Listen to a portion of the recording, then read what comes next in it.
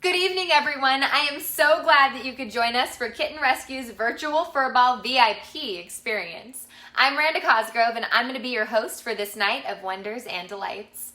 KR was actually there to help me when I rescued a kitten from a sewer, and I've just been the biggest fan of theirs ever since. I've rescued a number of cats, including this one. Her name's Lucy, or Lou. She's my unofficial co-host. We've got a terrific show lined up for you with appetizers and cocktails, comedy and magic, and everyone's favorite new TV quiz show, Cat Jeopardy!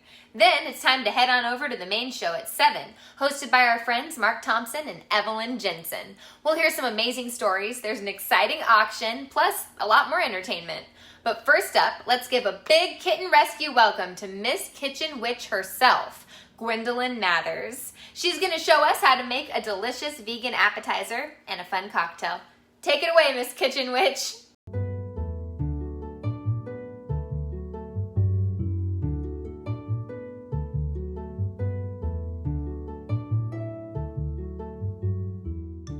Hi everyone and welcome. My name is Chef Gwendolyn Mathers, also known as Miss Kitchen Witch. I'm here to get the show started with some delicious appetizers and a refreshing autumn cocktail.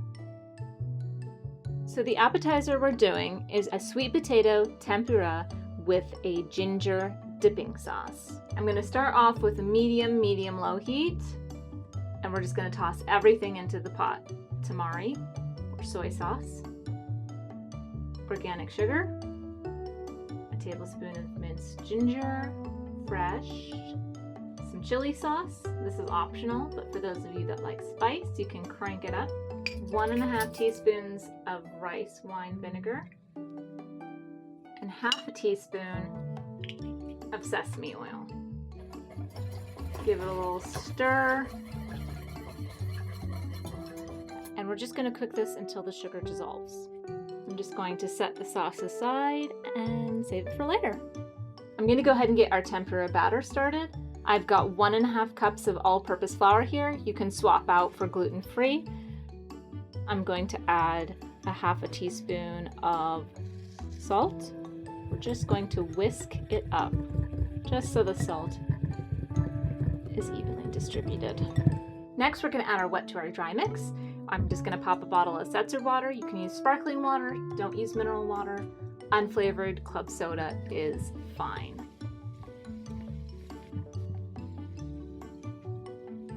We're just going to mix this until it's barely all together, just as long as there's no super dry clumps at the bottom.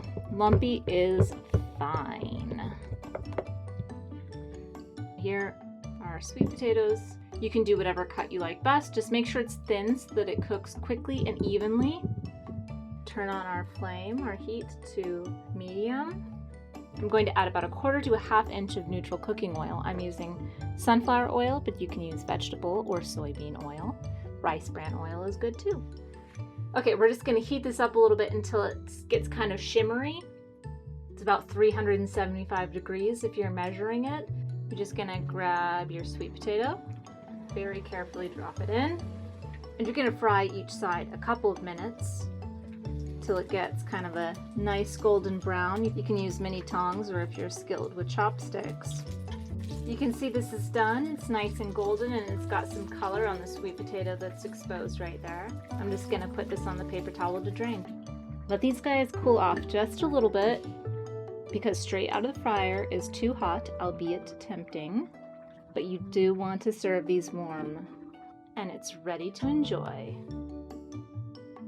It's nice, it's light, it's flaky. The sauce packs a punch. It's really delicious. I think we should wash it down with a cocktail. We're making a Kitten daiquiri. Kitten daiquiri, right? It works. In my head, it works. With alcohol, it works. Let's go. I'm gonna start with some ice. 2 ounces of aged rum. 1.5 ounces of fresh pineapple juice. Don't use canned, get it fresh. Throw it in your blender, strain it, make sure it's fresh. 3/4 ounce of fresh lime juice. 1/2 ounce of our spiced syrup that's on your recipe card. Do a dash of Angostura bitters. And we're going to shake, shake, shake until the whole shaker is cold.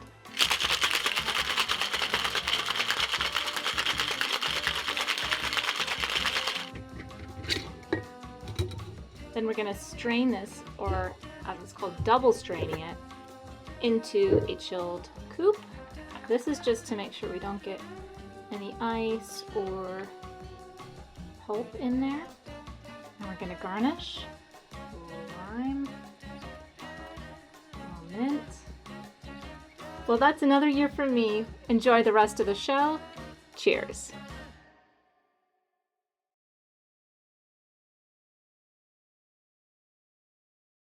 Thanks, Gwendolyn. Wow, those looked amazing. Why do I not have that in my hands right now? I don't have the answer to that, but if I did, I would phrase it in the form of a question. Because up next is everyone's favorite feline game show, Cat Jeopardy! I wonder who's gonna host it. This is Cat Jeopardy!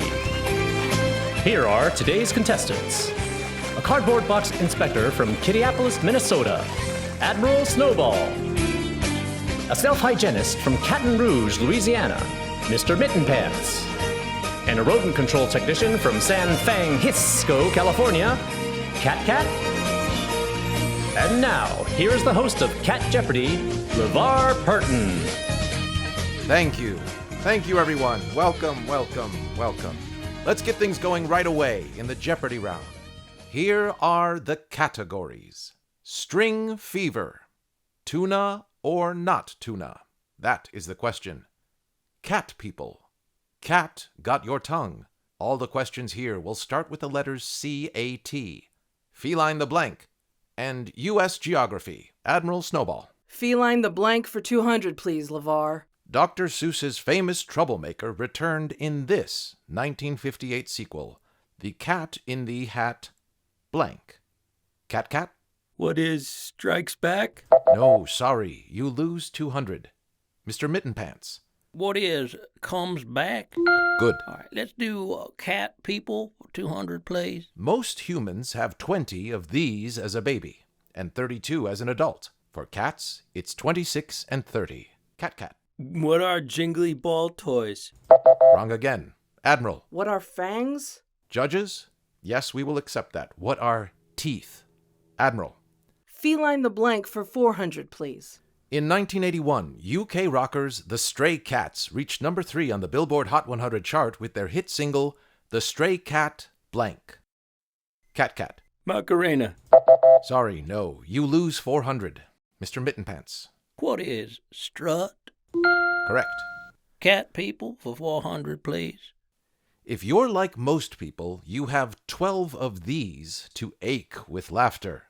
If you have 13, you might be a cat. Cat. What are Whiskers? Wrong again. Mr. Mittenpants? What are Ribs? Right. Cat People for 600. Named from the Latin word nictare, meaning to blink. This transparent feature in a cat's eye is also known as a third eyelid, something humans lack. Cat? What are night vision goggles? Sorry, no. You lose another 600. Admiral? What is a nictitating membrane? Good. Let's go back to Feline the blank for 600, please. Tennessee Williams won the Pulitzer Prize in 1955 for his 3-act play, Cat on a blank. Cat. What is Hot Fudge Sundae? No. Mr. Mittenpants? What is a hot tin roof? Right you are. And we'll take a break right there. More after this. Stay tuned for more Cat Jeopardy! Oh, it's okay, Cat. I'm sure you're gonna get it together. How'd everybody else do? At least better than Cat? Well, let's see if a little magic can turn his luck around. And here's an amazing guy to do some magic for us. Tom Peterson, the amazing guy. Hello, Kitten Rescue. It's Tom Peterson, the amazing guy. I'm recording from right here in the world-famous Magic Castle in Hollywood, California, and I'm delighted to be part of this program. I was really hoping to be able to have a cocktail in person with you this year, but hopefully I've got the next best thing. And this is the next best thing. It's Tom Peterson's portable cocktail bar. Doesn't look like much, but think about this. It's a cocktail bar without the bar. Now you don't have to waste time going down to the bar with your friends.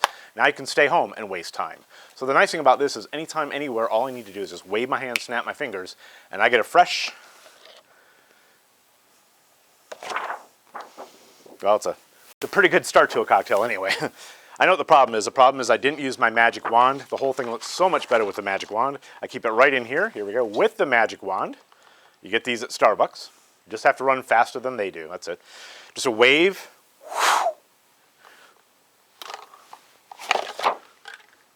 And that's a refreshing cocktail. Well, there's an old saying in magic, if you give a magician enough rope, he'll do a rope trick, exactly. I know I heard some other answers out there, not as polite. Some of you sounded a little irritated, but the problem with most rope tricks is they're predicated on the same idea. Basically, the premise is the magician has a piece of rope, he takes the rope, he cuts the middle, he shows those pieces cleanly and distinctly, he then restores the rope into one long piece.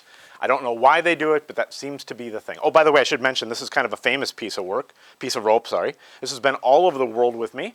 You might have read about it in the news. This is typically referred to as the International Peace Accord. That's as good as the jokes are going to get, by the way.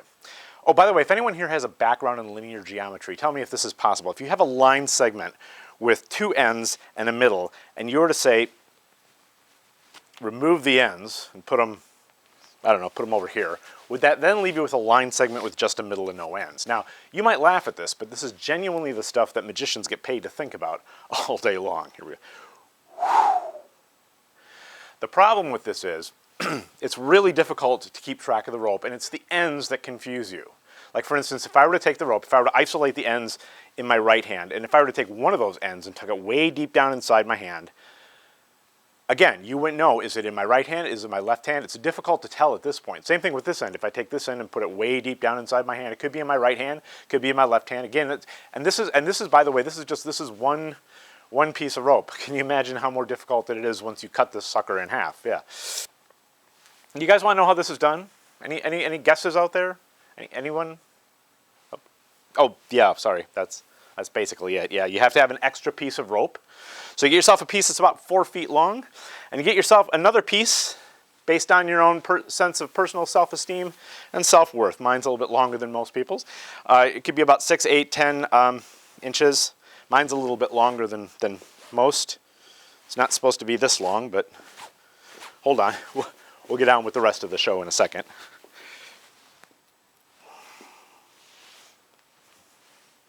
Oh yeah, I forgot. You gotta anchor it. You gotta anchor that piece of rope down really, really good and tight. And let me just I'll get on with the rest of the show in just a second. Sorry.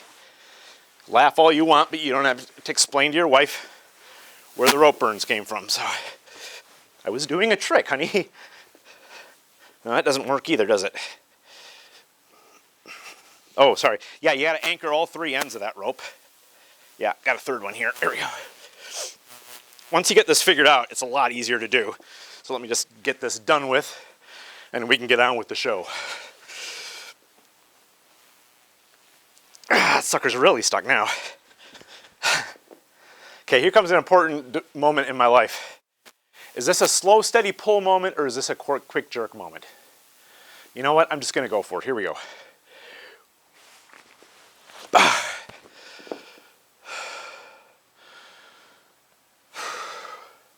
I don't really do rope tricks, and that's probably why. Yeah, that's probably why.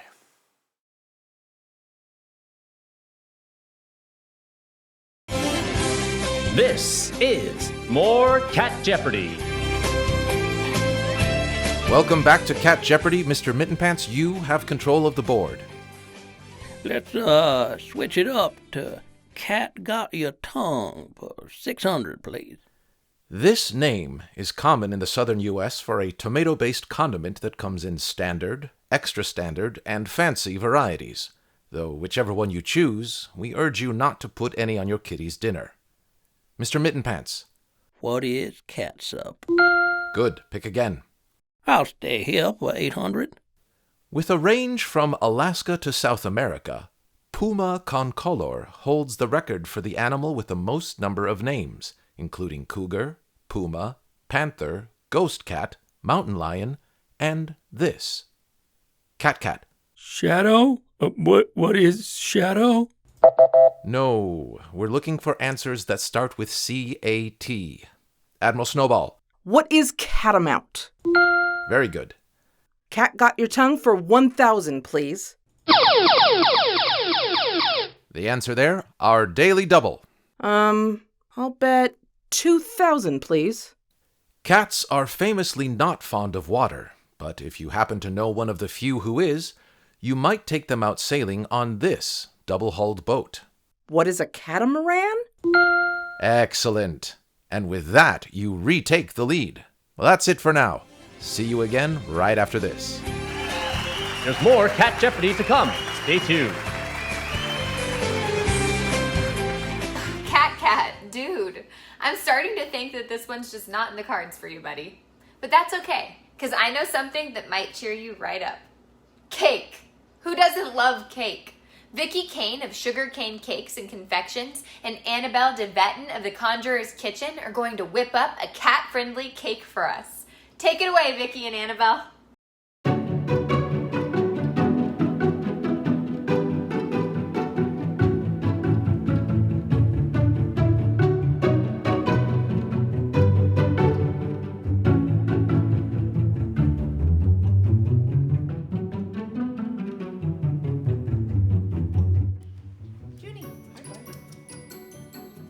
Maybe not.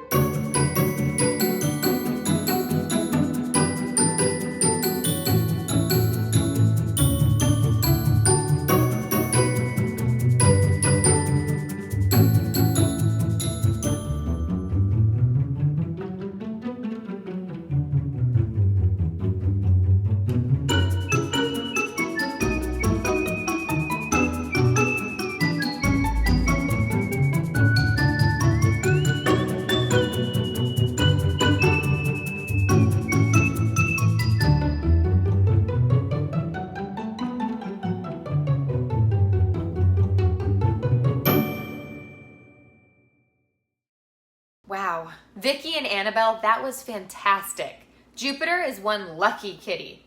A regular comedian, that Jupiter, hamming it up. Wait, no. Jupiter's not a regular comedian. Roxy Cook is. She put together a set just for our Furball VIPs. Take it away, Roxy. Hi, I am so, Pip and I are so excited to be performing at the Skirball Kitten Rescue event. I am Roxy Cook. Yes, that's my real name. I thought about being a stripper. I did. But when your real name is Roxy Cook, your stripper name ends up being something like Carol. Like Carol fixes your HR problems and like Roxy causes them. So it's just it's a problem. I have three, as you can hear in the background. I have 3 feral cats that I rescued. Some like to say stolen from freedom. I chased one for 3 hours in somebody else's backyard. It's my community service, really. I mean, that's why I don't pay my student loans. It's like I'm doing my part. I'm not a cat lady, though. I'm an activist. I'm a do-gooder. I'm like the Angelina Jolie of the feline world. That's my one timely joke. I know. I only have one. I wish I had a divorce joke, but you know, these cats, they keep me busy. I'm just so busy. I'm actually a hairdresser, so I'm basically like a therapist without the student loans, really. When a girl wants to get bangs, I ask them important questions like, what's his name and when did you break up? That's what I do. I'm single, which I know is hard to believe, and I turned 30 in the pandemic because if turning 30 wasn't sad enough, I got to do it all by myself. Well, Pip was there, but I have not been in a relationship in the last 30 years. 30 years. You know what? Like, let's make it 31. I don't have high hopes for this one, but it's time for me to come to the conclusion that I'm probably the problem. I am. It's not my fault though. I'm a Taurus, the bull on the zodiac, and my favorite color is red. So when I'm dating and then I see those red flags, it's just my instincts to like charge towards them, like screaming, like, but I can change you. Like you said, all your ex-girlfriends are crazy. Like, I'm coming. Like, you're not an alcoholic. You just like the taste. Like, I'll be right there. Like, you still live in your mom's attic. Like, one more freeway exit till I find you. That's it's really hard. I realize I don't fear hell anymore because I'm dating on Zoom. The first rule of dating on Zoom is never date on Zoom. After the date, if you don't close your laptop and immediately start crying, like you're not doing it right. I used to want a guy with a good 401k. Like now, I just want a guy with 5G. I mean, I think the saddest thing is that I've dated more on Zoom in quarantine than I ever did in my real life. And I don't want to know what that says about me as a human. Like, social distancing is my love language. Like, does this relationship have legs? Like, I don't know. Does he even have legs? Like, you guys know it's hard to tell on Zoom. It's tricky. I would say, like, who's single out there? But this is a cat event, so I'm assuming like all you people are single. But ladies, I discovered a wonderful new dating service. Yes, I did. I discovered it. Write this number down. You're gonna want to remember every man is guaranteed a job, employment. They're resourceful. All you have to do is call 911. Like, so fast, right? I mean, I had a man in my house in 10 minutes. They're like, ma'am, what's your emergency? I'm like, I need a man. And like, bam, like Troy appeared. Yes, his name was Troy, sent from the heavens of Mount Olympus. Like, I have done so much more to get a guy to come over in rush hour on a Friday.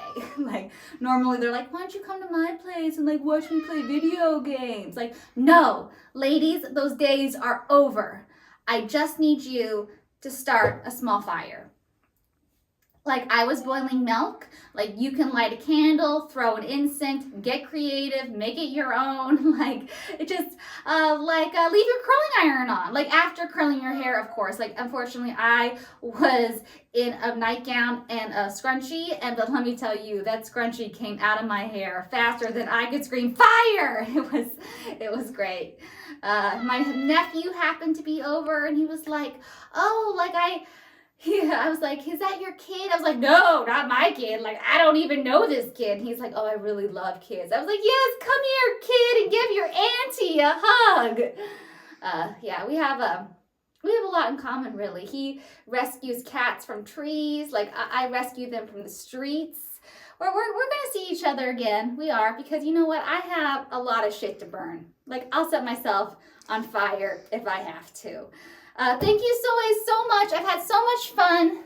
I love cats. I love the Kitten Rescue Foundation, and you guys are amazing. Thank you.